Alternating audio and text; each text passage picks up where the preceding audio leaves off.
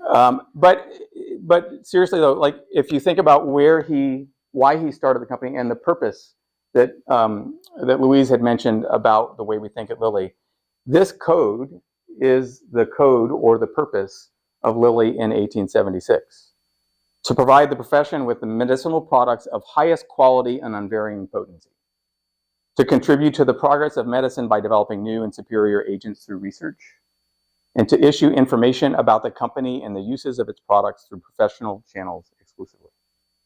And the message there was, we want to make sure that the medicines that you take from us are of quality and high integrity, that we've tested them and demonstrated that they're safe and effective, and that they work their way to you through a professional doctor who is responsible for your care.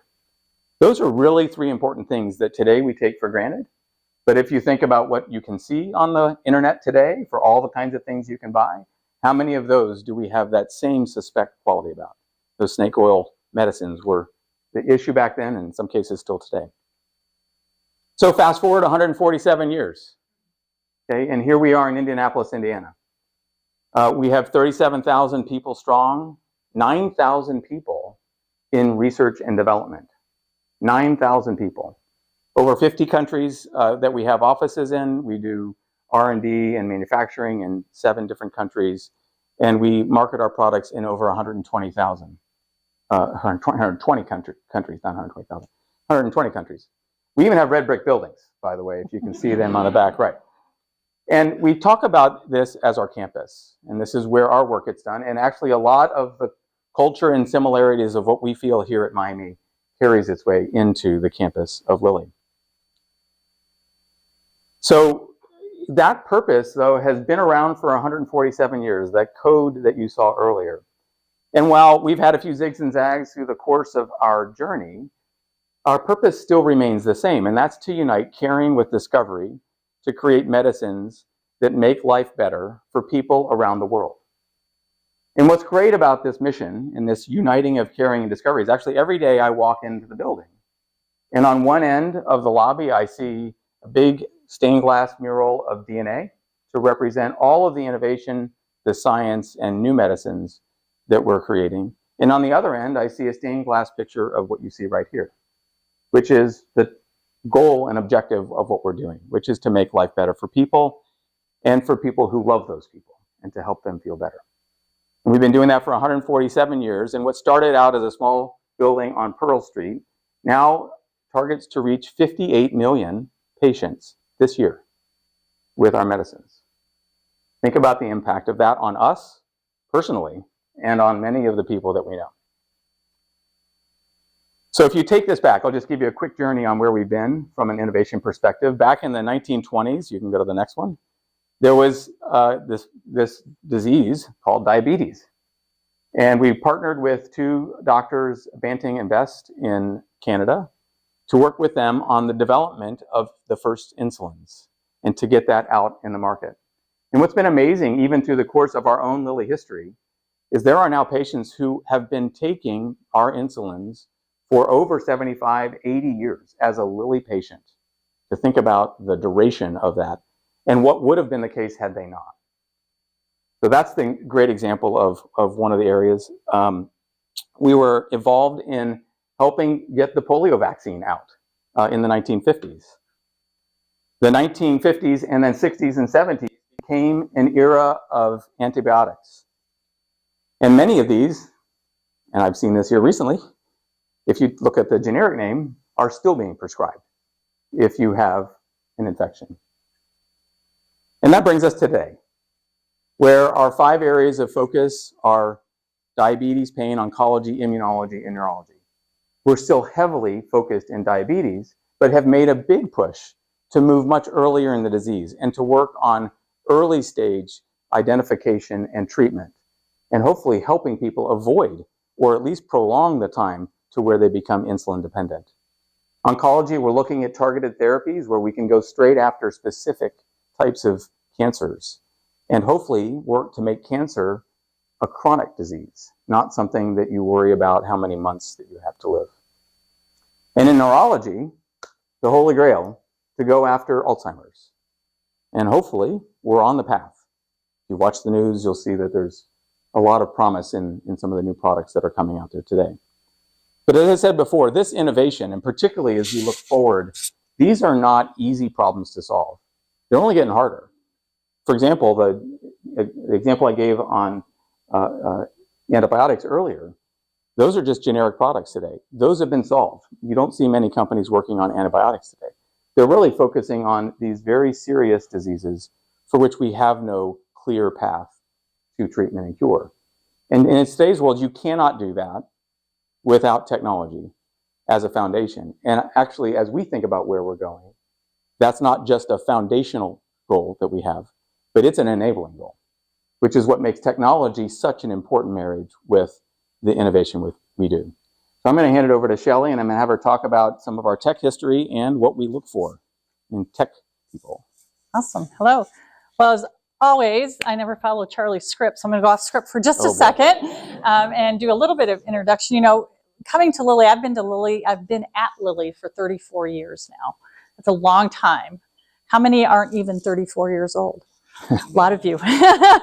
Exactly. So I actually met Lilly through a summer internship program. And I honestly I was from Michigan at the time. I did not know anything about Lilly. And I remember talking on the phone to my sister. My sister was 19 years older than I. And she said, "Did you ever look in the refrigerator?" And I'm thinking, where is this conversation going? And she said, "If you looked at my insulin containers, they all said Lilly." And my sister was a type 1 diabetic since she was 12 years old. So before I even got to Lilly, I had this emotion of like, oh, I have something I can connect to for technology. I was never really interested in tech for tech. I was interested in tech for a purpose. I also had a mother who succumbed to colon cancer when I was 15. So at a very young age, I had to kind of, grab myself up, do all the cooking, do the laundry, do all that stuff, because my dad was in sales and he traveled 5 days a week. So cancer was an important thing to me too, another area that Lilly studies. And so for me, tech, yes, I liked tech. I enjoyed it. I also looked at the time when I was in college where all the jobs, 9 out of 10 big jobs were in tech. I thought I want to go where there are jobs, but for a purpose. And so that's really why I'm here. I'm not a Miami grad. I'm a Central Michigan grad, still in the Mac area. I have been here before. I've been actually in this building. My daughter, I almost got her here, but she ended up in Texas. So that's a little bit about me. So yeah, so when Charlie and I put these slides together, I thought, boy, this is old tech. This is like tech on reels. This is punch cards. I am thankful to say I never did any of that. That was really good. And then we flipped to the next one. And when I saw this come up in our slide deck, I almost wanted to cry because I know these three men, because they were in those jobs when I started at Lilly in my summer internship. I actually know them by name, Jeff, Joe, and Rick. And actually, after I saw that, I posted it on Facebook this morning and tagged Jerry, and I said, or tagged Charlie, and I said, okay, these people I know. So that's kind of scary. But this is as we evolved from those punch card reel days to big mainframes and terminals on desks. Well, when I joined, I'm like, what is a terminal? In school, I had always been using computers. So now they weren't laptops, we had these big stations. But these were the brains behind Lilly. These were our system programmers. These were the guys that really knew how to code in a way that nobody else did. Now, people would be scared to go. They literally sat on 22.5. They'd be scared to go upstairs. People would tell me when I entered, don't go upstairs. And I'm like, why? That's where the brains were, and they were intimidating. But at the same time, these guys didn't want to come downstairs because they didn't want to talk to users. And so I found myself in a unique experience of kind of navigating between the very, very tech people and the people that needed tech to do something. And so it was a unique experience that I had when I joined the company. If we go to the next one, then this was actually very shortly after I joined, Lilly, Lilly does a lot of work with a lot of data. And at the time, there were only 29 of these machines. This is a Cray 2 supercomputer, only 29 in the world. It was the fastest computer in the world. We were buying time off of the University of Illinois' computer for a while for our scientists so that they could actually run model simulations that they needed to for drug discovery. But it wasn't good enough. And Lilly, under Richard Wood at the time, our CEO, decided we were going to make a $17 million investment in this one computer.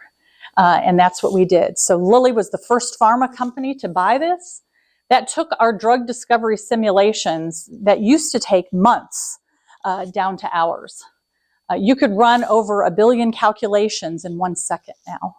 This computer itself was 130 times faster than any computer we had sitting at Eli Lilly and Company. So if you imagine the innovation that we could do now because of the speed that we could work at, that was a big place where tech was a leader, and we were a leader in that at Lilly. Secondly, what was really important about this is when you have the tech and the tools that people want, what does it do? It attracts the scientists. So the top scientists in the world wanted to come work for us and work on drugs that no one had discovered yet. And so now we're attracting the top scientists to work on the top technology. And it was a really important moment for us. If we move on, then you just start expanding more racks of servers, and then you start expanding to the cloud and all this stuff. Okay, all this is good tech, but what's the purpose behind some of it?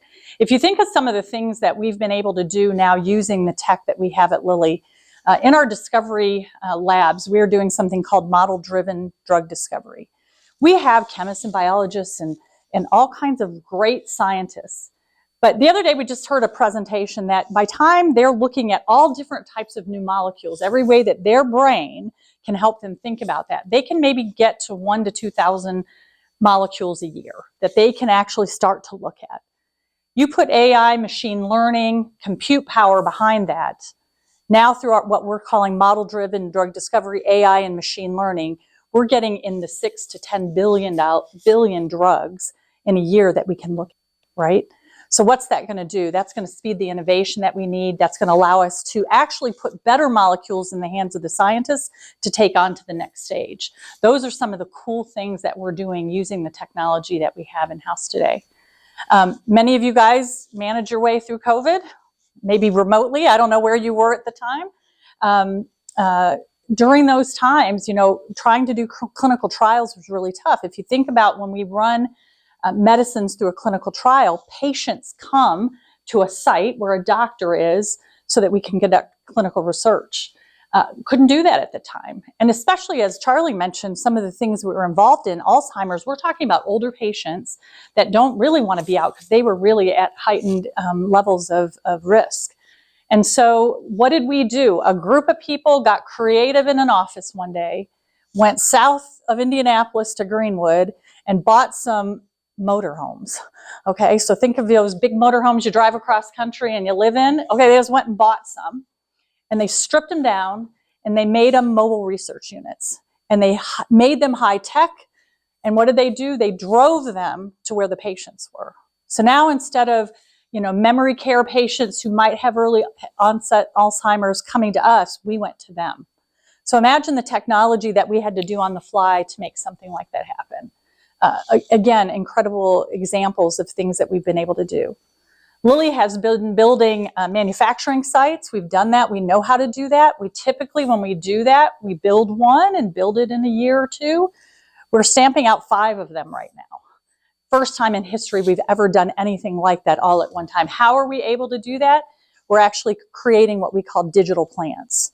And we're automating everything from the formulation to robotics in the warehouses, all of this kind of stuff so that we can stamp these out in a much faster way, but still hold on to the quality that Charlie talked about. Really cool tech from that perspective. We can continue around our flywheel and look at things. There are many things that are in that space that we have. So what I would just say from a tech perspective, these are just a few of the things that when you engage with companies and hopefully engage with Lilly, you'll hear about. So what's important to us is that's a little bit about the tech side. But now when we say, why are we here? Why this relationship with you? And it was spoken to at the very beginning. These are Lilly's core values. We've had these for 147 years. And they're things that we stand for: integrity, excellence, and respect for people. Integrity, do what's right. The saying that they said, if you see the red lily on anything, you know that it's right. You know it came with quality. Integrity is really important for us. It's important for our patients to know that when they're going to put a medicine in their mouth, that it was, with the integrity of Lilly behind it. Excellence, What I love about the work and the values that we do, we hire the best, as you can see in all of these people. I love them. But what they do is they don't always agree with you. And so when we're in a room, there's, I don't even want to say arguments, there's active, conversation around what's best to do. It's because we're all in search of that excellence. We're all trying to make ourselves better. And when you're around really strong people, you are better. And that's what I think part of this institute's going to be about. You're going to be around a really strong cohort of people, and everyone's going to make you a little bit better as you're together. And then respect for people. Sometimes people think that means being nice. And that can mean being nice, but what respect for people means is if I respect you, I'm going to tell you exactly what I think happened in this situation and how that could have gone better. I'm going to respect you enough to know that you can handle it and you can do that. And that's what we also hold true to at Lilly. And I think that's something that I've heard here in this institute and as it goes forward as well. So if we want to go on to the next one. So, again, pharma company, but what you'll hear our CIO, Diogo Rao, talk about is that we're a tech company within the pharma company. And so what's really important for us is context, people who are interested in solving problems for science, and real strong tech skills. So what is your brand? What are you known for? What do you want to learn more about? Is it more in user design thinking? Is it more in information security? Is it more in cloud? And some of this stuff you might not have any idea. So fine, your first 3 or 4 assignments, take different jobs and learn and decide what you like and you don't like. But what's really important to say is we need individuals that are interested in tech, and that's why we're here. We also go by something that we call Team Lilly. So while you'll join us as a tech person, you're not going to just work with the tech group. You're going to work across the organization with all kinds of people. And that's really what our Team Lilly spirit is. And what it means is we want people that are innovative. We want people that also are inclusive. You bring others in. You don't exclude people from conversations. You also are an individual that's looking at how you can accelerate the work that you do. Are there ways to streamline and make things go faster? And most importantly, you deliver on your commitments. You say what you're going to do, you do it, and you come through in a good way. And if you fail, and you learn and you move. So those are all the things in Team Lilly. We want people that want to collaborate. Learning. You'll hear us talk about learning agility. And so you're learning and taking a lot of tests and doing all that stuff. Fortunately, we don't have to take a lot of tests when you come to Lilly at that perspective, but we're constantly looking for you to learn. So some of that could be learning by going back to school. Nora just went and got her MBA, so yay, yay, yay. So that could be an official way to do it. It may be getting a certification. So maybe you're interested more deeply in something like machine learning or AWS, and you're going to go do something like that. It could be just taking on other cloud platforms and doing yourself, reading and that. But we're constantly looking for your learning agility because technology, as you saw in those pictures, and I'm not that old, that's changed a lot in a short period of time, right? And it's going to change that much more as we go. So we need people that are willing to learn. Quality. You'll always see, no matter what we do, it will always start with the concept that we have to have quality first. Again, we're putting that pill, that medicine in a patient. And so we need folks that aren't looking at shortcuts. That's not what we're interested in. We're interested in people with high quality and they're going to pursue that every day in your job. And then what you'll hear us talk about, and Charlie mentioned this a little bit, is how can we be bold? Now we'll talk about it in 2 ways. How can we be bold in our technology choices? We're getting into everything like AI and machine learning, these types of things. But how can we be bold in our science? And so that's why we're not going after the medications and the drugs that everybody can do. We're going after the Alzheimer's, the very complicated cancers, these types of things. And so how can we be bold in our movement into those things? And so we're looking at individuals that are willing to take risks, willing to fail, and know that you can learn from that. Willing to speak up even when you think that you might be the lowest person on the totem pole that knows anything. Just say what you think, because it might generate another idea in somebody else's voice. Okay? And so at the end of the day, it's also around people who want to get behind the purpose that we're here. And Charlie mentioned this already. It's around uniting caring. So I doubt that there's anybody in this room that can't say that they don't care, that they don't have a family member, yourself, a friend that has been sick. So how do you unite that caring with the thriving for discovery, and the thirst for innovation so that we can actually discover these next medicines, right?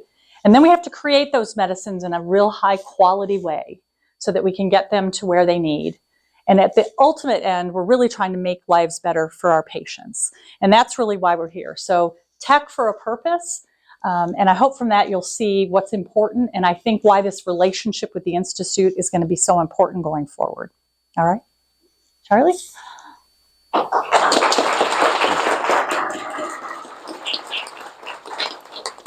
So hopefully you've gotten now a good background on Lilly and a bit more about our culture and our purpose. And I think if you just reflect back on how Louise talked about the program about 15, 20 minutes ago, whatever it was, you can see the match. And you can see why this is such an important fit for us as a company and in our relationship with Miami. So as I said, when Louise first approached me on this, we were hoping for the best and seeing what could play itself out. I mentioned the opportunity that happened here, but we wouldn't be here in this discussion if it wasn't for Lockheed Martin and all of the work that they did to sponsor the program for the last 10 years. Particularly, I'd like to call out Jeff Wilcox. If you're watching, Jeff, I know you're in Europe.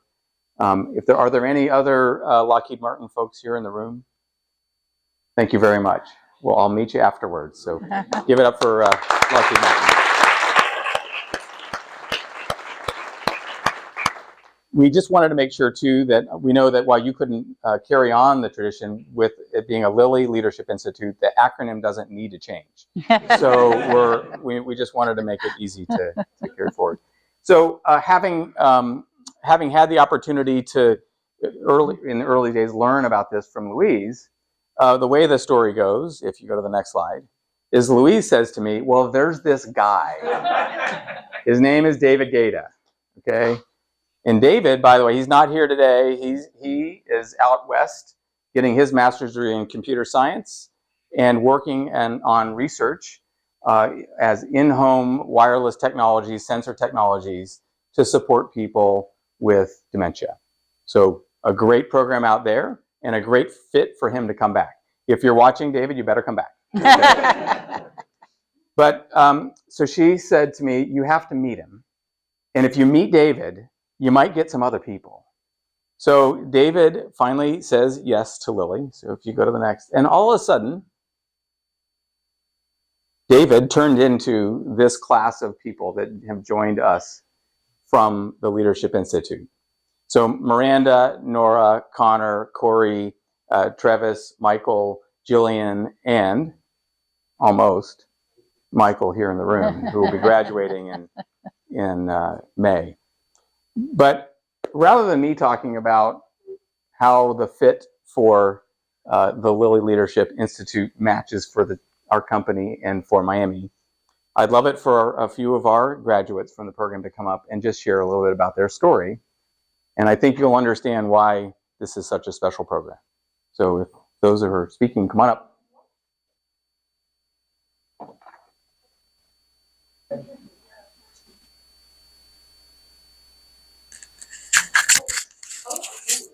You can sit, yeah. Would you like you want to pass this around? Well,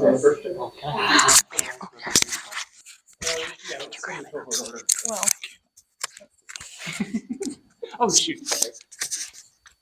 That was not my. Am I supposed to clip this?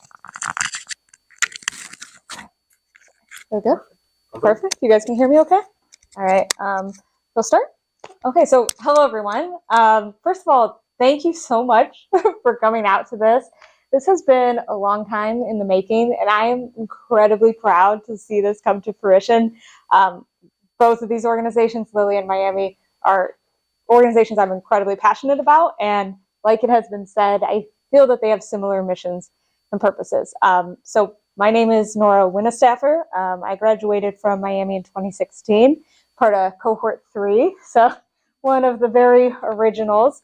And to say, you know, the Leadership Institute was the most influential part of my experience at Miami. I shared this before, but it's where I met some of my very best friends on the screen. It's where I met my husband. And it's ultimately what brought me to Lilly, Charlie coming in and speaking to our class. So there's a lot of things that I could say about why it was so influential, what I learned. I think I'll stick with maybe one thing. So in your sophomore year, first year of the program, is cohort 11 is probably experiencing, you go through a lot of personal leadership. You do a lot of self-reflection. You take assessments to learn about yourself. The point of that is to understand how you work and how you can best work with people that are different than yourself. So in college, you know, you work on plenty of group projects. You have lots of opportunity to do that and work with different people, but they don't necessarily give you the tools to understand how to do that. So in the Leadership Institute, we got those opportunities to understand ourselves, to really dig deep, and then to understand how to work with people that might see things in a different way. And that couldn't be more applicable to when I then went to Lilly. You know, in my current role, I've got 8 team members who are all different, all have different backgrounds, do different things day to day. And our business partners are scientists, very different from myself. So to be able to work with them and understand their ways of thinking and communicate is just incredibly important. And I feel like I owe a lot of that to the Leadership Institute and some of that understanding of myself that we did in that very first year of the program. So thank you all, and I'll pass this along to you. Sure. Okay. Okay. Hopefully it's working. Well, hi everyone. My name is Corey Smith. I graduated from Miami in 2017 from cohort 4. Studied biomedical engineering and computer science. So I was reflecting on this. I was just on family vacation. I flew back this morning, and I have a brother who's a junior in college, so similar age to some of you. He has like no idea what he wants to do with his life, which is fine. But one thing that I was thinking about was because of how I got to be in the Leadership Institute, and kind of Nora, to what you were saying, did a lot of self-reflection. I think I came out of college a lot more self-aware and mature than a lot of other people that are in college. And you heard all 3 of these people over here talk about understanding your purpose and letting that guide the decisions that you make. And I think for me, that's why I ultimately ended up at Lilly. But it was because of the Leadership Institute that I knew what I wanted and what was important to me, what my core values were. And for me, finding some place to work that aligned to that personal mission that I had was really important. And I think from that, I also grew into a more confident person, but also a humble person. That's really been beneficial to me in my career since choosing to work at Lilly. To Nora's point, we work with a lot of different people, a lot of really smart people. And so knowing that I have a seat at the table, and Shelley, you even mentioned, you know, don't think you're the lowest person on the totem pole and you can't speak up. I think it's really benefited me to have that confidence to speak up and let my voice be heard, but also recognize when there are really smart scientists or really smart physicians that are in the room and learn from them constantly. So I think that level of maturity that you get because of what Louise has put together in the program will serve you very well. And hopefully you're starting to understand what your personal values are and you let that drive your decisions. From a career perspective. Hopefully Lilly will be in that running, but we will love and support you if it's not as well. But I think the Leadership Institute for me was also definitely the most impactful experience that I had while at Miami. And I would not be where I am today without it. So I'm very grateful to Louise. I'm very happy that Lilly is now sponsoring the Leadership Institute. I know that it will continue to impact many more students beyond the 250 that have already gone through it. So thank you, Louise. Thank you, Nora, Charlie, Shelley, for making all this happen. Michael, I'll hand it over to you. I have a microphone. Let's see if I can get this to work. Okay, awesome. All right, so I'm Michael Siegert. I was in cohort 6 of the Lilly Leadership Institute. I was doing the same thing Michael did earlier, where I kept calling it the wrong thing, and Charlie got mad at me. I do also want to apologize. It was my idea to use the old pictures on this slide, so.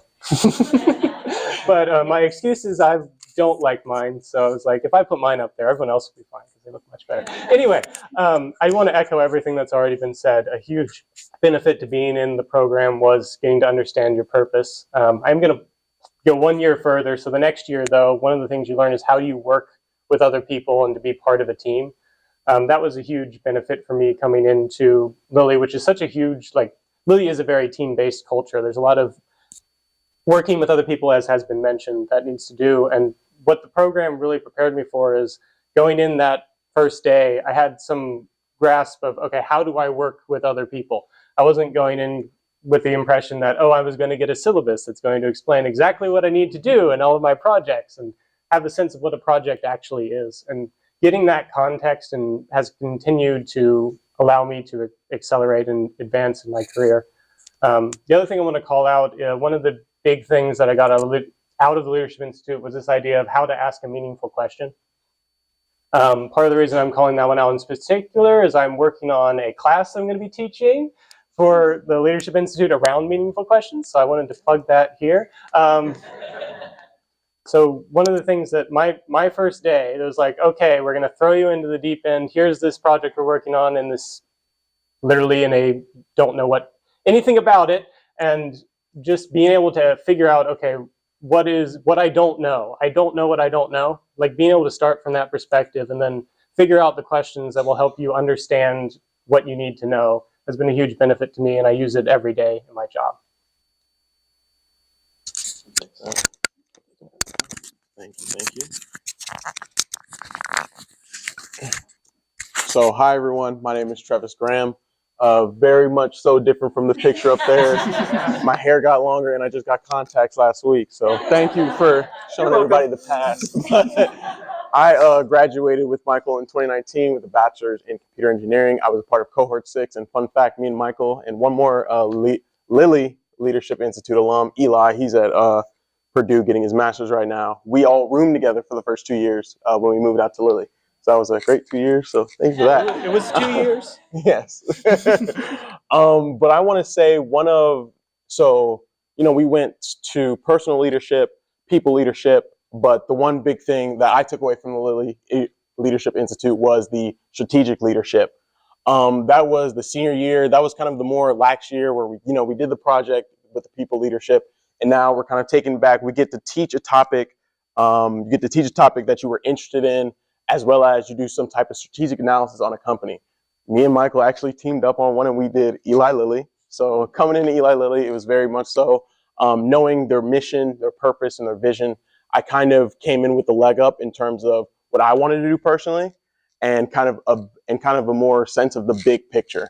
Not only externally, like with my job, for example, I work in manufacturing, so I need to know the manufacturing process, but also personally. So like asking, what is my purpose? What is my vision?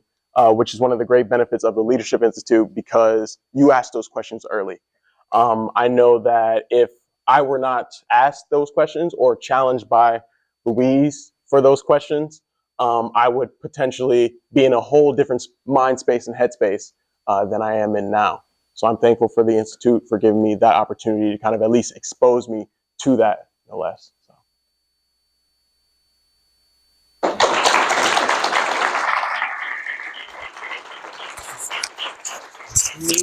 Thank you. I won't move.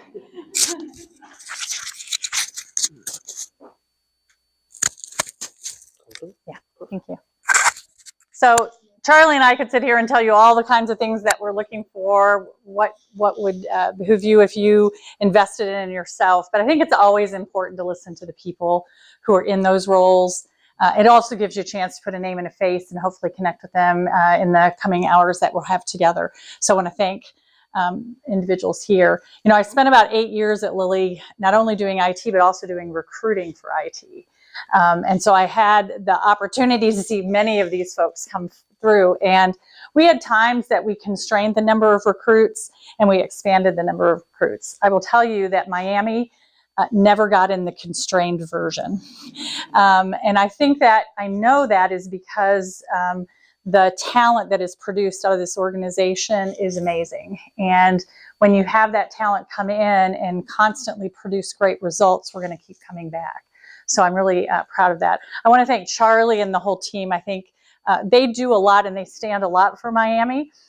Even though my daughter didn't come here, Charlie was in my ear every other second trying to convince us, and it's her decision. But there's a lot of folks here that stand for this university and make sure we invest in here, and I think that's really important. There are 3 things that I would leave you with. One, as a leader, make sure that you take on more than what you're asked to do. That's what leaders do. Evan Pyle, when he started at Lilly, he was maybe in there 6 months. He came just in a one-on-one with me and said, is there anything I can do for you? And I was doing recruiting and a lot of stuff. And I'm like, yeah, I need help with this and this and this. Came back in like 2 weeks and he had this whole plan together. And I'm like, wow, okay, can you do that too? Yep. And he went and he came back in a month later and he had all of that. And then he goes, you know what, there's this leadership conference that we have at NIT. And I was just going to submit an abstract and present on this. Are you okay with that? And I'm like, God, the guy's been here 9 months. And he's going to present to all these leaders on this topic. And I'm like, go for it. And I'm like, I'm going to go sit in the back of the room just in case he needs any help. But it was awesome. That wasn't anybody asked him to do that. He did it on his own. So lean in, take on more than what you're asked. Those are what leaders do. Another example I would give is bring ideas forward. So when you have an idea, don't sit on it. Bring it forward. Nora was a Grace Hopper person that went to these Grace Hopper conferences. I'd never even heard of it before. And so she starts talking it up. And then the next thing you know, Corey's talking it up. And they're all talking Grace Hopper. We really should go there to recruit. Well, we've now been going to Grace Hopper, I don't know how many years. You guys have been running them all. And 20,000 female talent, top tech talent, and been bringing Grace Hopper talent into the organization. Nobody would have known to do that. Nobody would have known about Grace Hopper probably. We wouldn't have explored that. It wasn't cheap to do. And this year, actually, we're working to drive one of those mobile research units onto the floor at Grace Hopper to expose that type of technology there. But that's because 2 individuals leaned in and said, let's do something that you guys haven't been doing. So bring your ideas forward. Those things are really, really, really important to us. And so the other thing I would say is have fun. So if you're not having fun in the things that you're doing, whether that's here at the university or at work, you do this stuff all day. It is going to be a drag. And so Michael, for all the things that you do, he's looking at me like, what are you going to tell about me now? Very, very strong technical talent in our organization, but he has a humor side of doing this, these trivia things, getting these people answering questions that I'm like, where is he getting this stuff from? But he gets the group engaged in a different way, and you get to know people that you might not have known.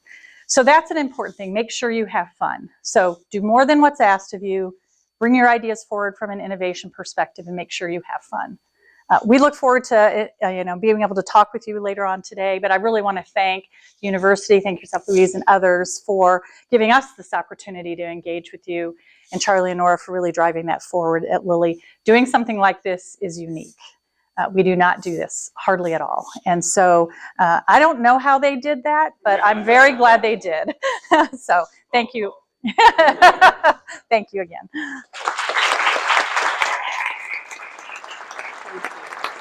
Yeah.